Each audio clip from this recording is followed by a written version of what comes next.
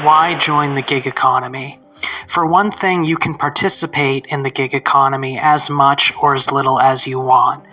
You can choose your schedule, choose how many hours you work, choose when you take a break, all of that. So you get a lot more freedom when you work in the gig economy. If you have a job and you work gig economy apps on the side, you can really supercharge improving your financial situation. So your W-2 or your traditional job would provide the bedrock or the foundation for your finances. But then when you don't have any hours at work, you can just work the gig economy apps on the side like Doordash and Uber Eats and make as much money as humanly possible and make it at least partially on your own terms. You would still have some freedom, but you would also be getting the maximum amount of money. The gig economy allows you to get out and stay out of debt. There's not really too many ways to get out of debt without just making more money and making above the minimum payment and grinding until the debt is gone. The best thing to do, of course, is to never get into debt in the first place, and in that case, I would say that the gig economy can prevent you from getting into debt if you are not in debt, but it takes work. You have to dash to make the cash. If you work 4 or more gig economy apps, I think at a certain point, you don't need a traditional 9 to 5 anymore. It really gets to the point where all you need is DoorDash, Spark, and a couple of other filler apps, and you're good to go. But multi-apping, or at least having multiple apps available, is the way to go. So this video maybe doesn't directly pertain to the gig economy, although it is definitely a subject of the video. This is the 5 types of income. Basically, I'm breaking it down in these 5 categories, and all of them have a sort of different use. The first one is your main source of income. It is typically a W-2, a full-time job, a part-time job, a steady job. Could be a seasonal job with steady hours. DoorDash and Spark would be your main source of income if you work in the gig economy. And basically what the main source of income is it pays the bills. Okay?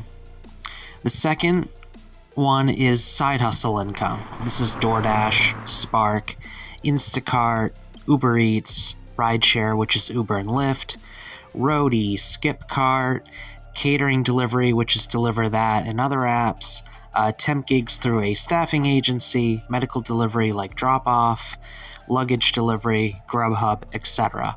Most of the time, your side hustle income will be 1099, and the good thing about side hustle income is it will cover your bills when your W-2 income is insufficient. And if your W-2 income isn't sufficient, I put down that this income may be used for saving money or paying off debt. And paying off debt pays major dividends because typically for like credit cards or whatnot, you're paying 18% of that on average for interest. And of course, if you're in debt, you could possibly have late payment fees and minimum payments and blah, blah, blah. It really pays to get out of debt. So that's side hustle income. The third one is supplemental income. It could be gig apps, the ones that I listed above, but it also includes mystery shopping like Bestmark, Field Agent. Also, I put down Rapify, Carvertise, mobile ads. So wrapping your car in an ad, I think, could be a good way of making supplemental income. At this point, you're looking at about $100 a month. So I think the difference between supplemental income and side hustle income is that supplemental income is more along the lines of fun money, what I call. It's, hopefully your W-2 and your DoorDash gig is covering your bills. So if you're making an extra $100 a month wrapping your car in an ad, it kind of makes sense that this money will either be saved or be used for something that you want, something that you enjoy.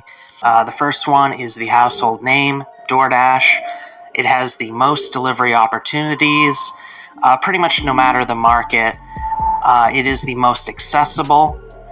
And the only real downside is there are some offers that you want to turn down, so you won't be working constantly. But if it's a busy enough day and the opportunities are coming in, you will likely have work and will be making over minimum wage. So DoorDash, the background check is about 1 day, and it is really where you want to start with the gig economy. Don't take upside down orders. That's less than $1 per mile. You don't want to destroy your vehicle. Number 2 is Spark. It is delivering for Walmart. The pay is great. The ratios are good. I've only done 60 deliveries with Spark, but I can say so far that it has been a good opportunity. It peaks from about 4 to 7 p.m., so it does overlap with DoorDash, but I don't see that as a big problem. But you should sign on to Spark as soon as you can. The background check will take a couple more days than DoorDash, but it won't take forever. Number 3 on the list is Instacart. It will peak a little bit sooner than Spark early afternoon. And, it's a good filler app. You can run it in the background. You don't have to take every offer. It's not like DoorDash where they are keeping track of your acceptance rate. But I think that Instacart has a lot of opportunities that are too time consuming. The shopping takes too long a lot of times. It obviously depends on the order and the customer. It does vary a lot. You could have a customer that only wants you to shop for 10 items and then another wants you to shop for 60 plus. So that's Instacart. Shipped is pretty much a clone of Instacart, except it is shopping at Target. Okay, Uber Eats has occasionally high-paying opportunities, low volume of offers. I've only gotten 123 Uber Eats deliveries in a year or two. But it's a good filler app. Again, you can run it in the background just like Instacart. And when a good offer comes up, if it's tempting enough, you can close out a DoorDash and do an Uber Eats delivery. Diversification is key. So the top 4 are just no-brainers. Number 5, Roadie. Looks like the pay is kind of low on a lot of the opportunities, but it is still a good filler app. I've done about 10 to 20 Roadie deliveries so far. And again, you want it running in the background. The last in the list are apps and opportunities that are not available to me in my market, but you want to look into. And that's Grubhub. I just got onto the platform and I've done 1 delivery. So I may do an update on that as I do more deliveries. There's also SendPex, Drop-Off, Dispatch, Diligent, Delivered, Deliver that is catering delivery, Point Pickup, Curry is a clone of Roadie, Freight, CB Driver, Reliable Courier, Associated Couriers, Bags Inc., which is luggage delivery, etc. Some of those apps are like medical delivery, etc., etc. There's a lot of opportunities in the delivery space. You just have to look into it, look into your market. I'm in the northeast part of the United States. I'm in a rural area. The apps that I listed, the top 5 or 6, are basically the ones that are available. Even Shipped only has delivery opportunities about 40 miles south of where I live. So there you have it. Again, you're not really going to know how these apps are going to behave until you sign on and start working. So you have to do your own research. Okay, today we're talking about 20 tips for the gig economy. The first tip is to drive safely. This is the biggest safety risk that you take when you do deliveries in the gig economy. It pretty much goes without saying. You should be wearing your seatbelt, driving carefully, respecting speed limits, all that.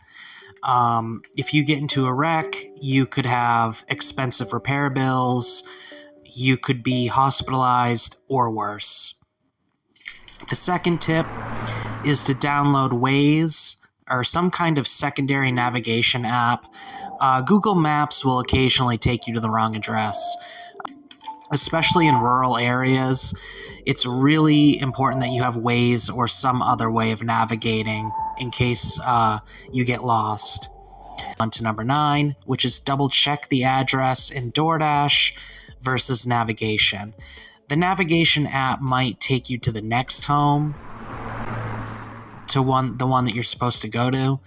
So just make sure you're delivering to the right address and look in Doordash or whatever app you're using and make sure that the address matches up with what the navigation is taking you to.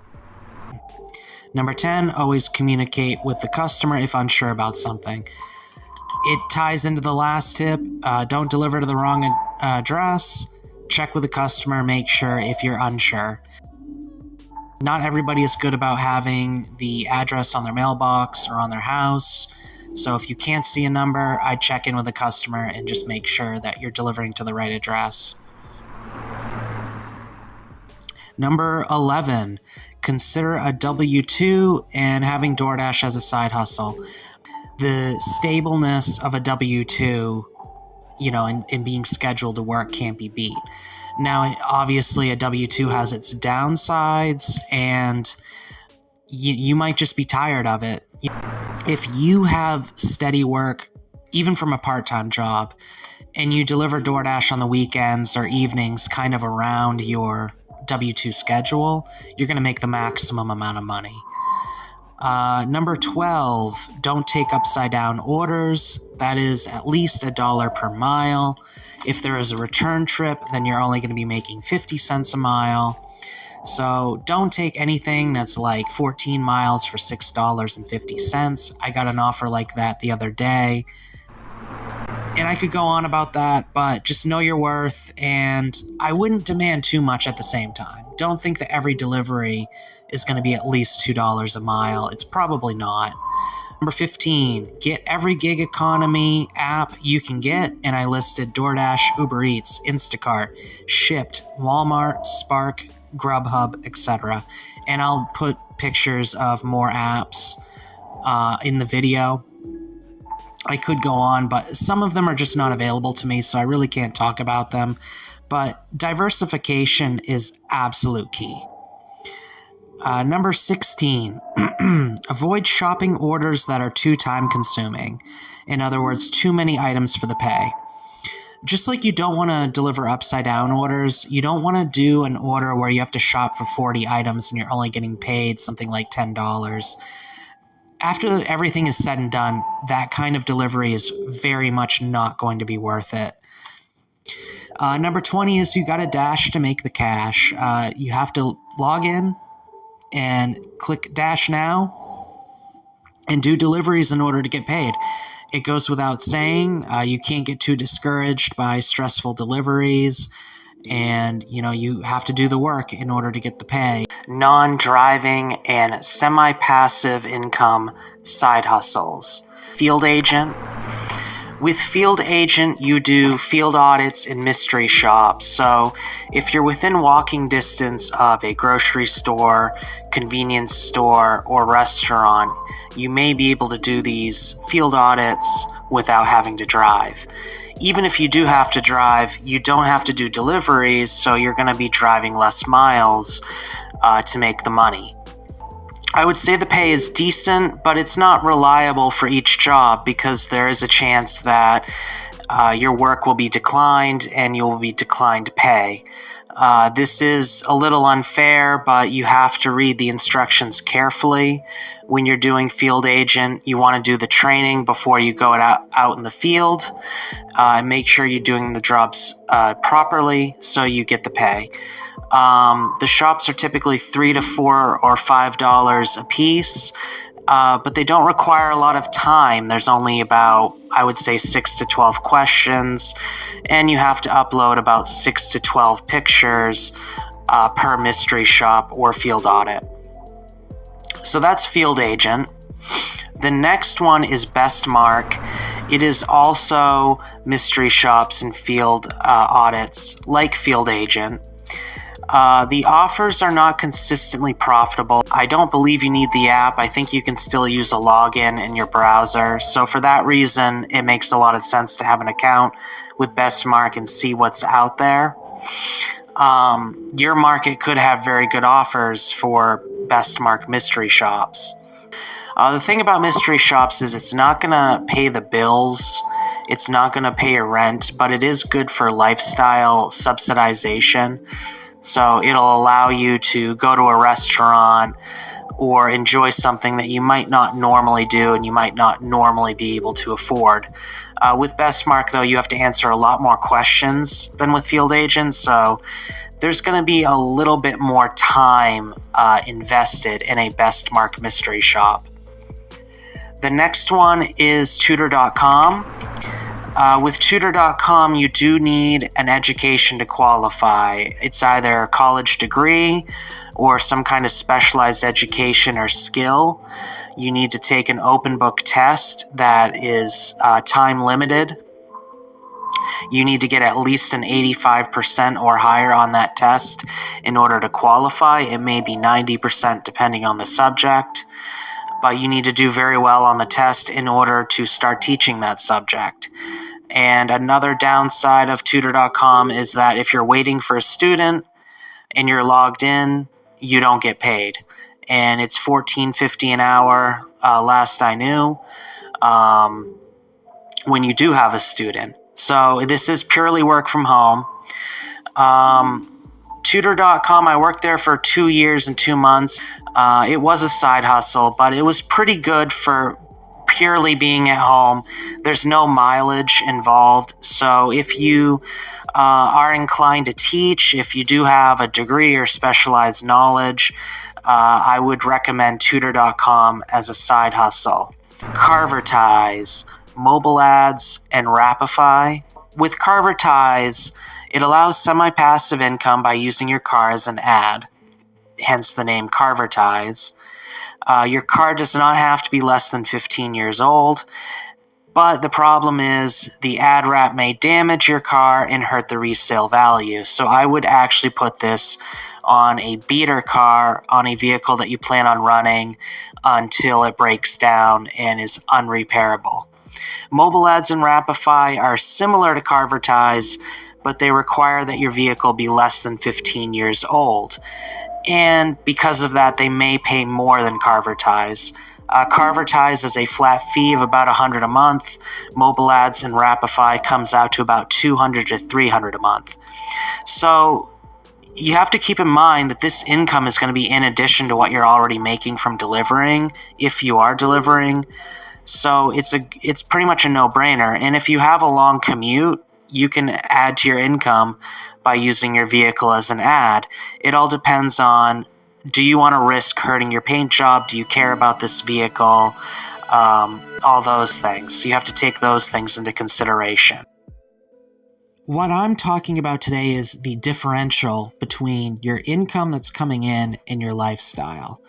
So let's say you are in the lower part of middle class. You're making $60,000 a year.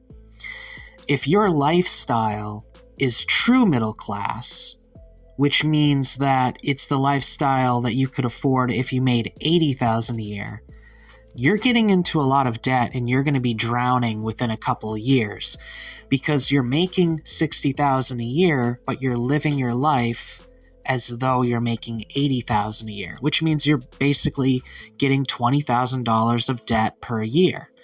That's not sustainable. That's not even sustainable for 5 years. You would basically file for bankruptcy well before retirement age if you have that kind of differential. Now, let's say you are lower middle class, in the lower part of lower middle class, like $40,000 a year, but you live your life like upper poor, so $20,000 to $30,000 a year.